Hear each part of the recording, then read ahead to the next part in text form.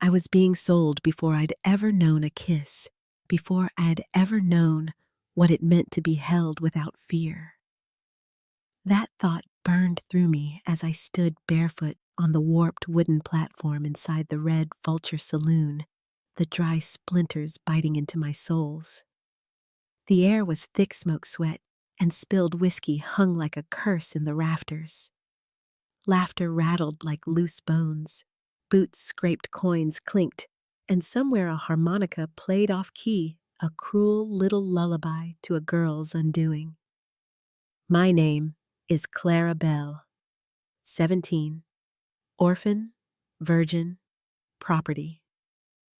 It was 1879, and my worth was being hollered like I was a side of beef. Beside me, Silas Boone raised his gavel. He was a man carved from moldy ambition with oil-slick hair and the breath of a grave robber. Gentlemen, he called voice, rich with venom. Here she is pure frontier bloom, untouched by man or misery. Starting bid, $50. The saloon erupted. 60 shouted a miner with one eye and no conscience. 70 came a bark from the poker table. I folded my arms across my thin dress, trembling.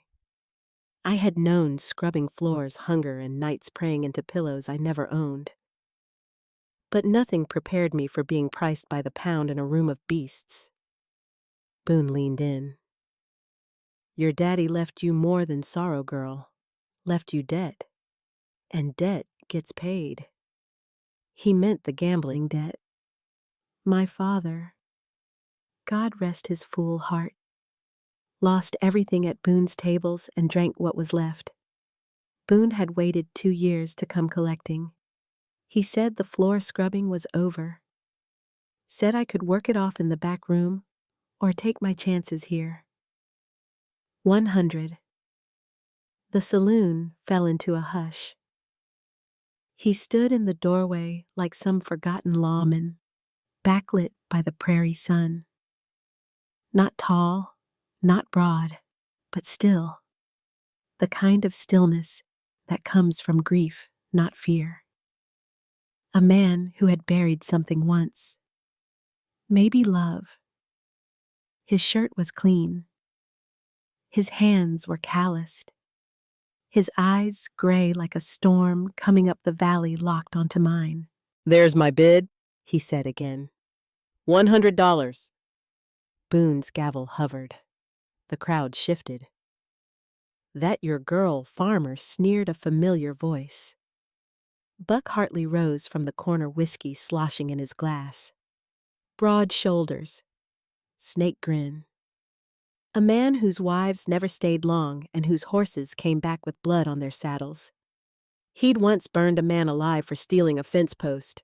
She ain't yours, Buck growled. She's mine. Paid Boone already for first pick. Boone stammered. Buck, now there was no binding deal, don't matter. Buck spat. This is mine. Always was. The farmer stepped forward. Quiet boots, heavy pouch in hand. He set it on the bar. The coins clinked like judgment. 200, he said. Boone didn't hesitate. Sold. I couldn't breathe. The man walked toward Meslow, careful like I might shatter. He removed his hat, looked me in the eye. My name's Elias Turner, he said gently. I have a daughter, your age. I won't touch you. You'll have your own room, warm food, and no debt. Nothing owed. I stared at him. Men don't say things like that without meaning something else. But his gaze didn't flinch. And something inside me cracked. I took his hand. We stepped down together into a silence that was waiting to scream. Buck Hartley blocked the door, eyes slitting like a wolf denied his meal. You think you're better than the rest of us? He hissed. No man throws away $200 for a scrap of pity. You want something. I want to do right, Elias said. You got a problem with that. Buck's hand drifted to his gun. I got a problem with liars and thieves. You think you can walk out of here and keep her? You ain't seen the last of me, farmer. We'll leave with the sun still up, Elias replied, cool and clear. And if you raise that gun, you'll be explaining it to the judge next week. In front of half this town. Buck's mouth curled. That judge don't ride where you live. Prairie's long. Accidents happen. I felt Elias stiffen. Then a small voice rang out. Papa? My heart twisted. A girl, no more than 8 rin down Main Street, hair in golden braids, face flushed with joy.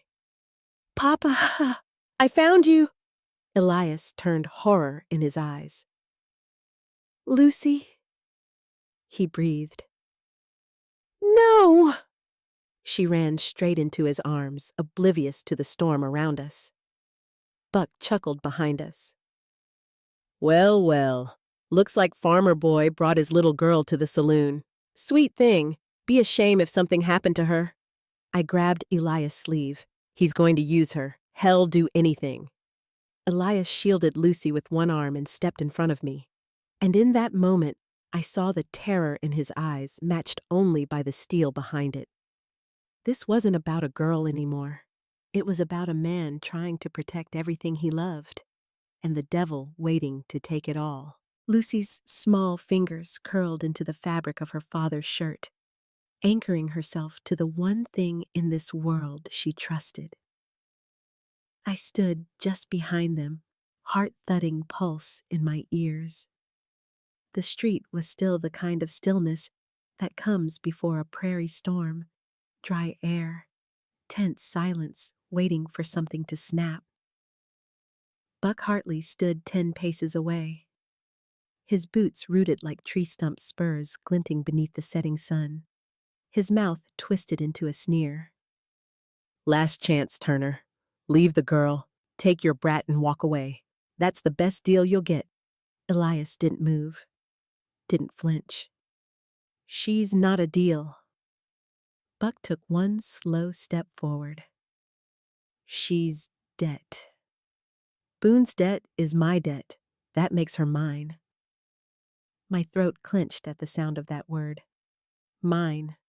Like I was a thing, a transaction, a problem to be settled with a signature or a bullet. From the edges of the street, folks had begun to gather, drawn by the voices, the tension. More than 50 now, easy. Men in overalls and dusty hats, women in aprons with flour on their skirts, shopkeepers peering from behind open doors. Some whispered. Most just stared. The sun hung low, casting long shadows across the dirt.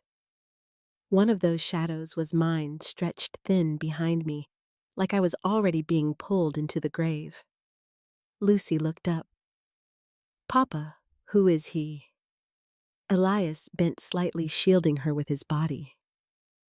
A man who doesn't know when to stop. Her voice was soft, but it cracked something inside me. Are we gonna die? I crouched beside her, meeting her eyes. No, I said, because your papa's brave. She blinked at me. Are you? I wanted to lie. I wanted to say yes, but all I could do was nod slow and shaky. Buck's voice sliced through. Don't make me repeat myself. Elias stood tall again. You won't have to. Buck's hand drifted near his holster. You sure you want to make this public, farmer? Then came a sound boots on board. From across the street, Doc Halstead stepped down from his porch. Old stooped, but his voice carried like a sermon. That's enough, Buck. Reverend Mills followed him, hands clasped behind his back, jaw tight. Then came Tom the blacksmith, and Mrs. Callahan wiping her hands on her apron, and the Henderson brothers' eyes narrowed. A line was being drawn, not with ink, not with law, but with presence. You all come to watch a man get shot over a whore, Buck barked. Doc Halstead shook his head. We came to watch a man stand for something. Reverend Mills stepped forward. A man who defends the innocent ain't ever alone, Buck. From the corner of my eye, I saw Boone slink out of the saloon like a rat smelling smoke. Gentlemen, he said, hands up, voice oily. Let's all be civil. This is just a misunderstanding. Buck whirled. You said she was mine, Boone stammered. You paid for preference, not possession. That was the deal, Buck growled. You gave your word. And I took your money, Boone said, smiling nervously. So really we're even. Buck's hand hovered closer to his gun. The crowd tensed like a single body. Lucy pressed her face into Elias' side. I reached for her hand. Elias didn't move. You going to shoot a father with his child beside him? Reverend Mills asked quietly. In front of the town, in front of God. Buck's lip curled.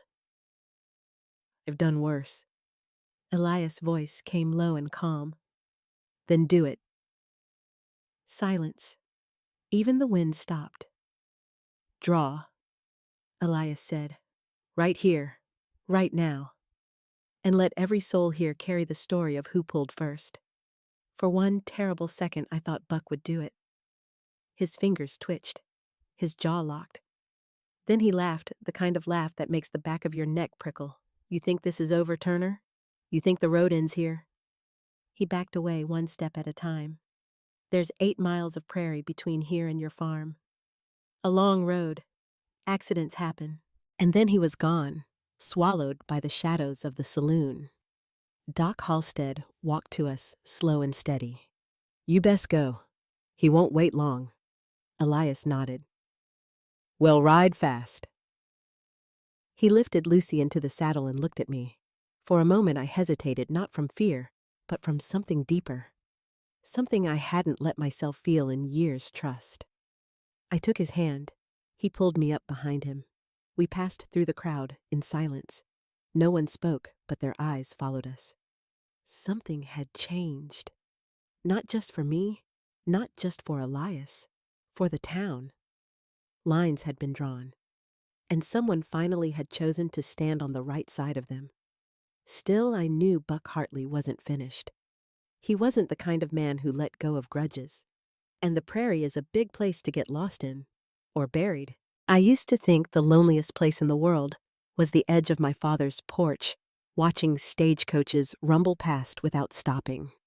But that morning, I found a lonelier place still, the high ridge of Devil's Pass, where the sun blazed, and the wind whispered threats, and every heartbeat felt like a countdown. Elias held the reins with one hand, the other resting protectively over Lucy's shoulder. She had fallen asleep against his chest, trusting. I envied her. My heart was a storm, half love, half fear, and I didn't know which would swallow me first. Behind us, the Red Vulture Saloon and its shadows were miles away, but I could still feel Buck Hartley's stare like it was stitched to my spine. Almost there, Elias murmured, though I could tell he didn't believe it. The trail narrowed, cutting along a ledge so thin a rattler might think twice. We rode slow, the horses' uneasy hooves clinking on red stone. Ahead, the canyon opened a throat of bone-dry wind and crumbling sandstone. A hawk circled overhead, screaming. Then Elias stopped. He turned his head just slightly, eyes sharp. We're not alone, he said. I followed his gaze. Dust rose ahead. Not from the wind. Behind us, more dust. My breath caught. He's here. Elias dismounted, cradled Lucy into my arms. Keep her close, no matter what. He handed me a small derringer, barely enough to take down a drunk, let alone Buck Hartley. But he didn't hand it to me for shooting, he handed it to me for dignity. To feel I had something left. I told you I'd get you both out, Elias said, and I will. The first shot cracked through the canyon like a whip across bare skin. It missed, meant only to herd. Another fired near the ridge, scattering pebbles. The ambush had begun. Buck stepped out from behind a scrub pine, smiling like he was carving his grin into the air. 3 others moved into view, old hired guns, gaunt, and sun-worn teeth, stained eyes empty. Well now, Buck drawled, ain't this just cozy? the farmer, the runaway, and the girl who don't know what trouble looks like. Elias didn't flinch. You're not getting her, Buck. Buck shrugged. She ain't yours to keep. She owes Boone, and Boone owes me. She's not property. Buck's smile twitched. Everyone's property out here, Turner. Just depends on who holds the pen. He raised his gun slightly, not aiming, just to remind us who'd written this scene in blood. Lucy stirred in my arms, blinking. Papa, if he shoots you, what happens to me? Elias knelt right there in the dirt, kissed her forehead. Nothing's gonna happen to me, sweetheart. I promised your mama. I never break promises. He rose slowly, dust clinging to his knees. Buck cocked his revolver. This where the farmer dies heroic. Then a voice rang out like a church bell cracked in half. No. This is where the town takes its soul back. We turned. From the ridge above horses, riders, at least 15. At the front rode Doc Halstead and Reverend Mills, their faces carved in stone. Behind them came the blacksmith, the preacher's boy, the widow from the bakery, and even scrawny little Ben, who ran messages between mines. The town had followed us.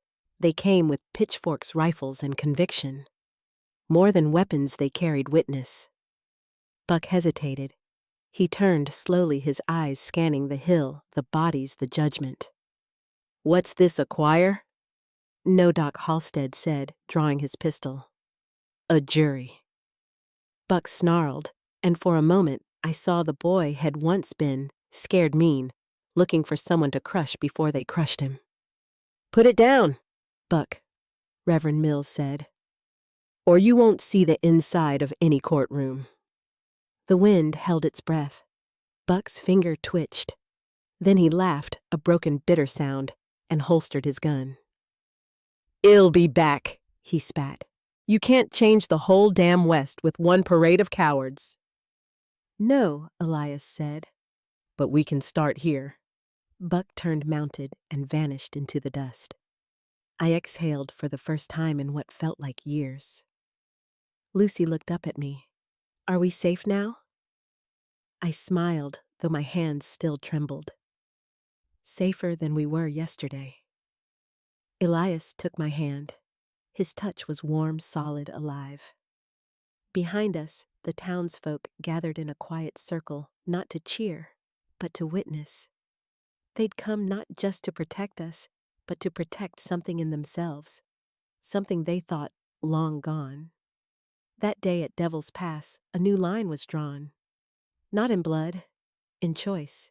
And this time, I wasn't just the girl behind the man. I was the woman worth standing for. They say time slows down when death is near. But for me, it didn't slow it. It shattered sharp and glinting like a mirror cracked by thunder. The moment Buck Hartley raised his revolver and pointed it straight at Elias, the world fractured. Lucy's scream pierced the dust-thick air, too small a sound for such a vast canyon, and yet it split through every soul in Devil's Pass. My hands, slick with Elias' blood, refused to let go. He was on his knees, breath-ragged, his shirt soaked in red, his fingers still curled around mine. Don't move, Buck hissed, or he dies faster. I stood, heart thrumming in my throat, shielding Lucy with one trembling arm. My other hand tightened around Elias. I could feel his pulse fading, but his eyes stayed open, locked on mine, not begging, not afraid, only trusting. And it was in that look I found the courage I didn't know I'd been carrying all this time. I'm here, Elias, I whispered. You're not going alone. Buck's face twisted. Sweet but useless, he said. A preacher's girl can't stop a bullet. He turned toward the crowd lining the ridge above.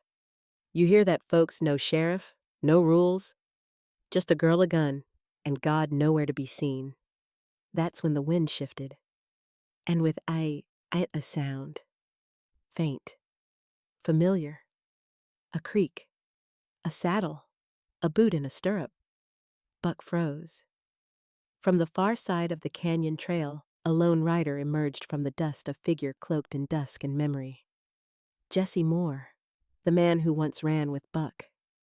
The boy I thought was lost in the mines of Wyoming. His hat was tipped low, his coat fluttering, but I'd know that silhouette even in shadow. He rode steady, one hand on the reins, the other resting near his sidearm. Calm as a prayer. What in hell, Buck muttered. Jesse didn't speak. He dismounted slow, each step a statement. Then he raised his voice, not to Buck, but to the town. "You want to know what loyalty looks like," Jesse called. They didn't need to say anything. Their presence alone was judgment. Buck raised his hands. "What now? You gonna hang me?" "No," said the preacher. "Well, do what you never could. Well, listen. Well, weigh. And well, show mercy where it's deserved." That night, the townspeople didn't celebrate. They sat in a wide circle near the canyon's edge, candles flickering, voices quiet. It was more vigil than victory. Elias' wound was deep but not mortal. The doctor said he'd live if the fever stayed away. Lucy slept curled at his side, and I sat watch, holding both their hands. Jesse approached near midnight. "I ain't a hero," he said. "No," I replied. "But maybe you're becoming one?" He nodded once, then turned to go. The West never holds its ghosts for long. Before he disappeared into the dark, I asked, "Why now? Why did you come back?" He paused. Because somewhere between the whiskey and the gunsmoke, I remembered the only person who ever looked at me like I could be good. I didn't ask who. I already knew. That night I learned the West doesn't change people. It shows them who they are. And me, I wasn't just a preacher's daughter or a woman full of longing. I was someone who stood in the line of fire, because love, when it's real, doesn't hide behind walls or wishes. It steps forward even if its voice shakes. And in that step, it becomes freedom. Jesse didn't fall like a villain. He collapsed like a boy who had carried too much for too long. The shot echoed once, then silence swallowed the canyon whole. Even the wind seemed unsure whether to keep moving. Elias lowered his revolver slowly.